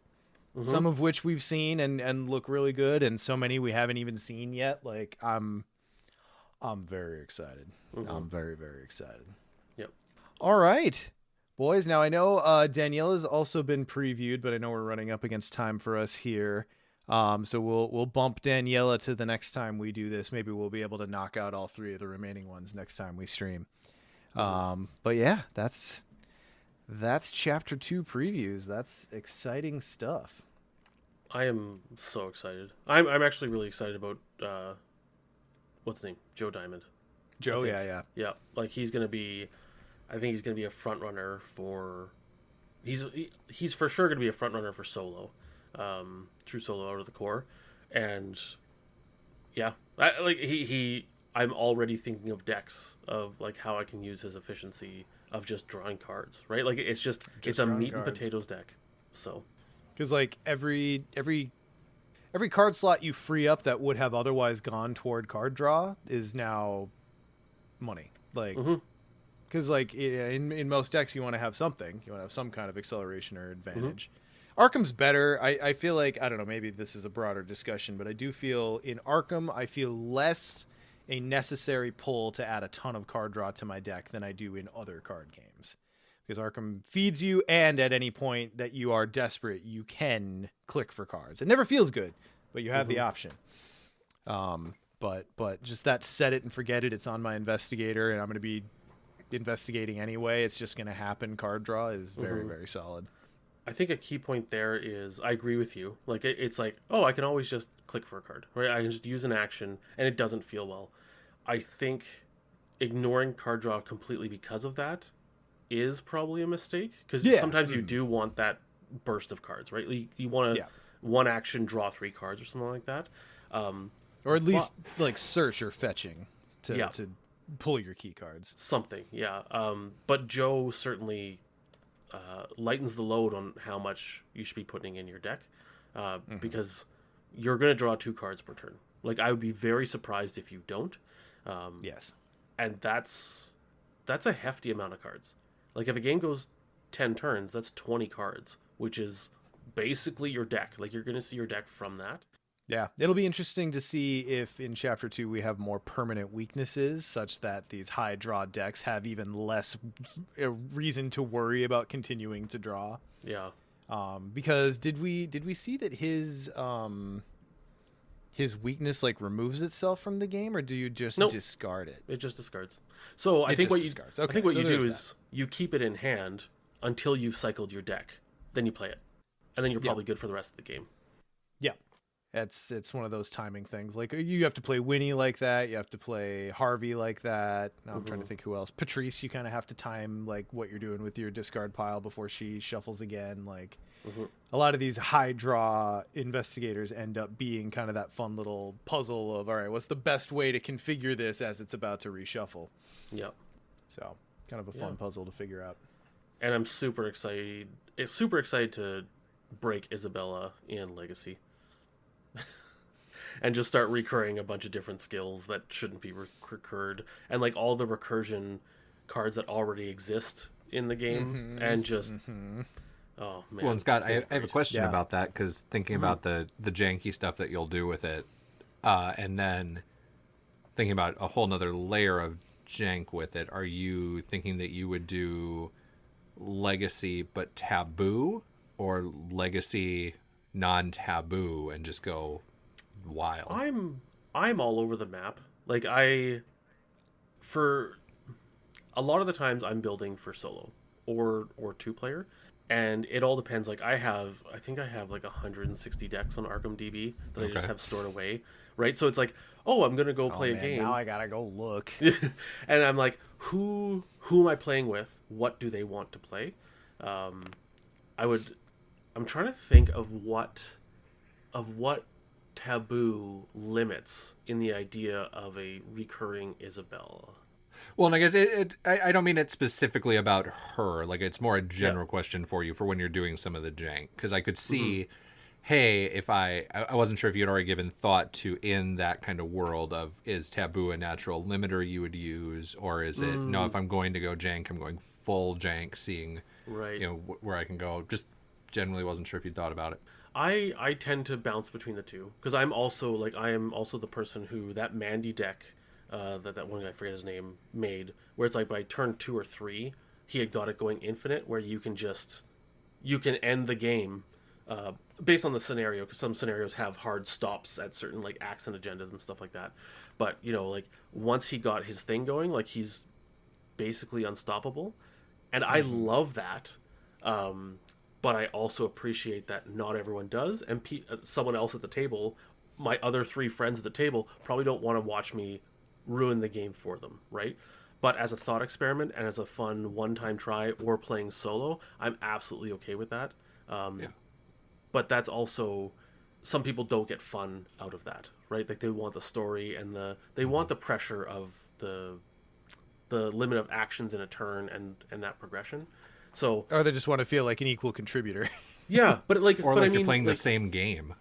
Yeah, but I mean, like Sean, like I don't think like that Infinite Mandy deck. Like I don't think you would have fun playing that solo. Like that doesn't seem up your alley. Sure. To me. No.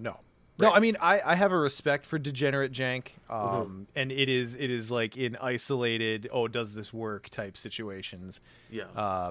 Showing up to an actual game to play with something like that is not something that I don't think many, even the people who really like that stuff, I don't think that's a very common intent.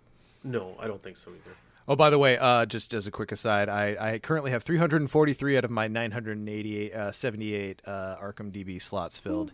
Although that comes with a caveat, because ever since I want to say Hemlock, I have started doing the thing where I build the gold deck first, and then I back it up to level 0. So a couple of my decks exist in duplicate. So it's probably closer to 300. I know I did a purge. No, throw up your numbers, chat. Throw up your Arkham DB numbers.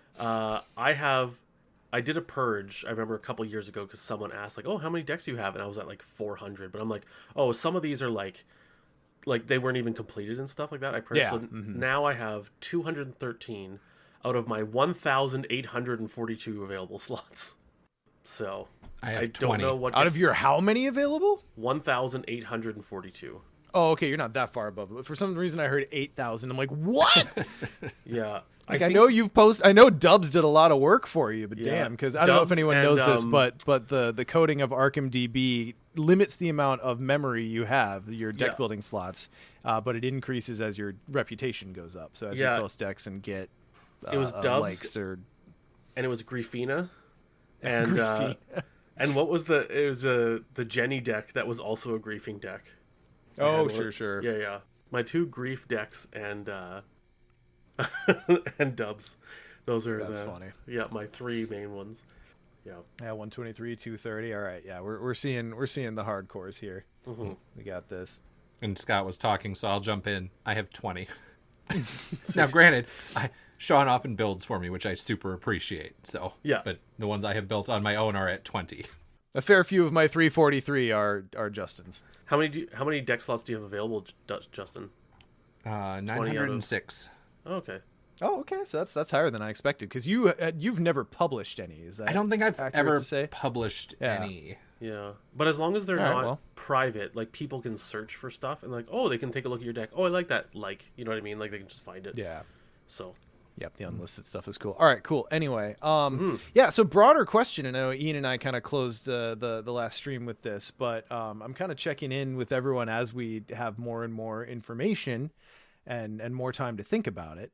But as far as Chapter 1, Chapter 2, Legacy, how do you guys see yourself at this point operating on kind of a day-to-day basis with your Arkham play? Like combining the two, keeping them separate, little bits here and there. Like where are you at now? I think as the core comes out, I'm going to play the core in Chapter 2.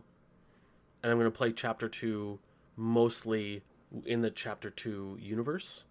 But if I'm going back and playing older stuff, I think I'm going to bring the Chapter 2 stuff into Legacy. Sure. But not Chapter 1 stuff into Chapter 2 very often, you think? I don't think so for now, because I think I want the experience of Chapter 2 on its own. Of the limited card pool. Yeah. Iron Man, all bets are off. Of course. But, yeah, I think I'm going to enjoy the feeling of playing Arkham all new again, because that's something I haven't had for 10 years. So. Yeah. Same.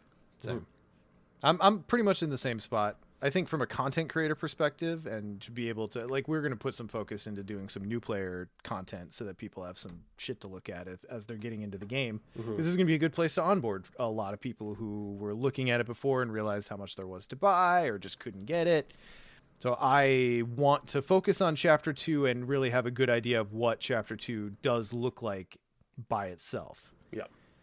But beyond that, I'm kind of all over the place. I'm going to have to see how the encounter design balances. If it's as scathing as I fear it's going to be, then I might start to compromise. And, you know, I was talking about this with Ian. Like, my one thought is, all right, well, maybe have like 1 or 2 splash slots in any given deck I build for Chapter 2, where, like, you know, 2 to 4 cards from Chapter 1 that would make this build better get ported in and kind of play around with it that way. But we'll see. Or you know what? Add 1 XP to each card in Legacy to bring it into your deck. So like a level 3 card would cost 4.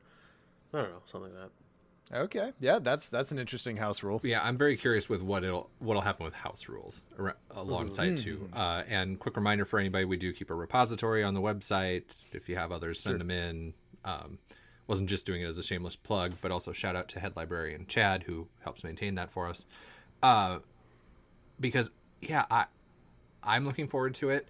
To me, it's going to be a similar experience to Sean when we finally were able to get me back up to speed with Circle Undone, right? Where I had I'd fallen behind on things, and I'm up to date now, but I haven't got to go back as much as I want. So I feel a little behind.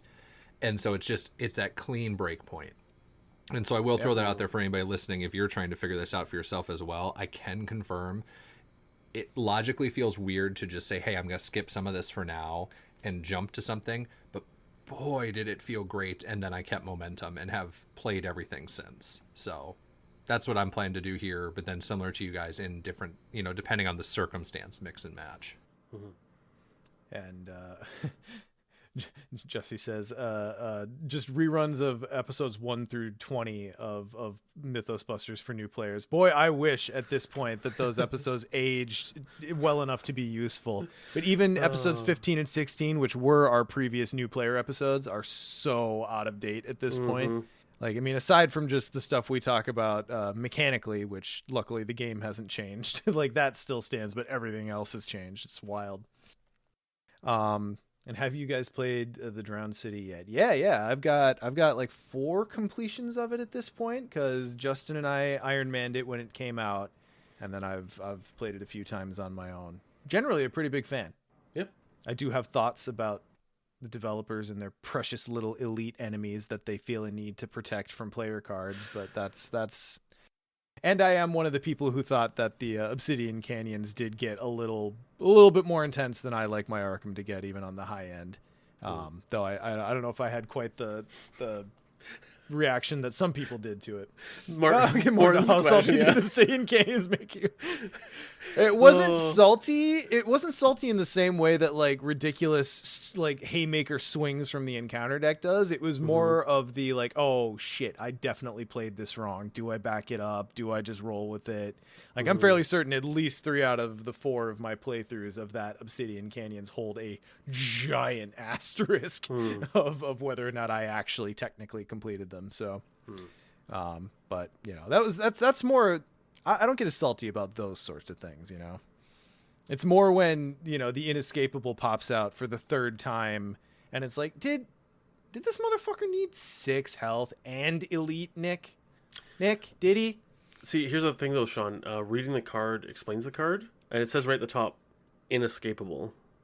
So, well, I mean, it does what it says on the tin, that's for sure. It's, works as advertised. I don't know what to tell you. And I know Nick has a nerd boner for Nemesis from Resident Evil, which is kind of what that is an homage to. So it definitely feels like that. But it's okay, because if you play through that campaign enough times, you figure out how you completely kill and get out of the campaign the inescapable as quickly as possible, which I have now done. So that does feel good. Have you guys played much Drowned City up to this point? Yeah, I've got 2 plays through. I'm looking forward to going again, because I did one way, one the other way. Yeah.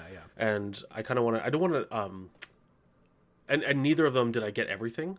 So I want to kind Sure. of Iron Man light. Like, I'm not going to go crazy Iron Man on it, but like I want to like, okay, how do I get all the stuff and like work Dude, towards how getting it? do you get all the glyphs? I I have no fuck. You got to be so. There's so many of those glyphs are locked behind random location shuffling Yes. and revealing, especially in Obsidian Canyons. Like, I just Scott. All I need to hear from you right now is that we are not going to shoot for all the glyphs in Iron Man. That's all I need to hear, unless you figure out a brilliant way to get them.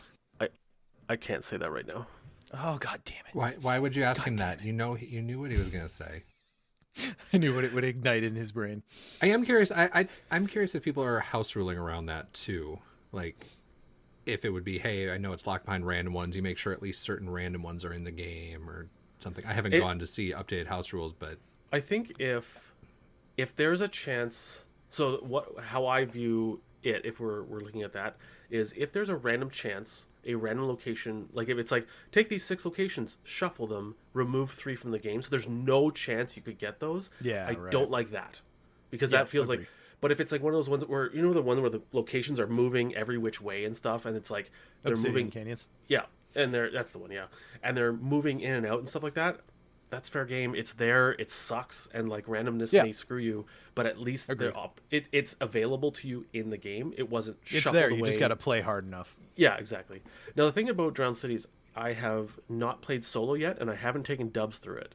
So, and that's kind of my test for a lot of campaigns is like, how does it hold up Sure. against dubs in solo? Because best deck ever made, in my oh so humble opinion. But yeah, like We should reignite the 2-player speedrun team and take dubs and modified for 2-player dubs and Jack Monty, or maybe Trish, I don't know, through at some point. But Yeah. we gotta get some play streams together at a certain point here to start. So yeah. Scott, before I forget, and I know this is years down the road now, but for the glyphs and maybe even as like a house rule, that I wonder if that could be our variant of plot armor for that playthrough, like we had for you could pick Yeah. which for Edge, pick which One allies were Investigator, yeah. protected. Maybe that is like, are you playing with or without plot armor or whatever we call it, and Yeah. so you either know it's in or not. I actually do. Deus Ex Glyph. I do enjoy how with Iron Man we do for that day we have little tweaks to the game to make sure it's a little bit. Sometimes Arkham can just screw you with randomness, right? Like Yes. basic weakness, and the way we got around that is the drawing of the weakness, right? You can get that one redraw, because I don't want you to plan for Iron Man all day, show up, and then you get the one exact weakness that just wrecks your deck. Like, that's not fun, right? Like, and if you did it at home, you just redraw it. We all would. We all know it. So let's just do that. All right, and stuff like plot armor, I think just the minor tweaking like that. I know Nick gets all uppity, but what does he know? Yeah. Well, I think we fully wrecked his ability to deal with house rulings and rules purity by the time we finished the Return to Carcosa Iron Man. It was very dicey. Yeah, well. Yeah. But yeah, no, I mean, I agree. And I think that much as I love Arkham, there are, in my opinion, is a little bit too much important things locked behind simple RNG sometimes. So I have no qualms at adjusting when needed, especially when, you got so much time and energy and planning and people showing up for Iron Man and that sort of thing. So yeah, I sleep very well at night knowing that we've done those things. Yeah, I don't care. And like I view it like Maxine said, it's a speed run, right? And Yeah. there's plenty of people who do speed runs of video games where there's slight mods to them that everyone mods a certain way because it just makes the game more fun, right? Like Because you recognize it makes the speed run itself a better experience, a better entertainment, whatever you're looking for. Yeah. So All right, cool. Well, I think that is about it for content. But Justin, we got a couple a couple business items to touch on before we wrap up, right? Yeah, a couple quick business items. Just and Scott, I know we talked about you taking one of these. I'm just gonna run with it quick at this point. yeah, take it all. Yeah, we just usually like to shout out to our patrons, especially our board, and so we're still trying to figure out exactly what and how and when that looks like. So today it's just just the board. So thank you, Rick, John, DTKD, Kevin, Covert Contract Attorney, Ben, Carl, Jared, Jesse, Walker, Patrick, Morton, and Ian. So that's the patron shout out. Thank you, guys. And then you may have seen this around online, and there will be much more to come. But we mentioned that BusterCon is coming back, again, switching the name to ArkhamCon, and we're working with our whole new batch of friends who threw ArkhamCon 25. We have dates. So you may have seen that already, but October 22nd through 25th, 2026 at the Game Center in Roseville. We will once again have a hotel block at the DoubleTree. Information will go up about that in a little bit. Again, we're announcing all this now many months in advance so people can plan.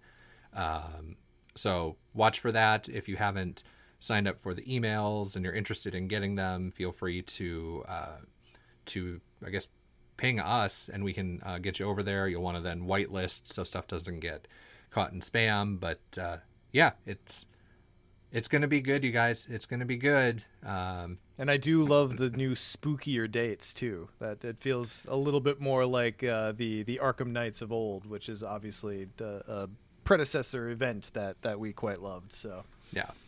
So anyway, much more to come from that, but want everybody to know about the dates.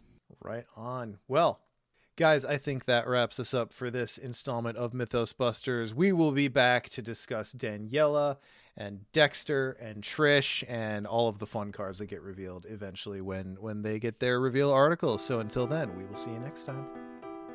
Bye.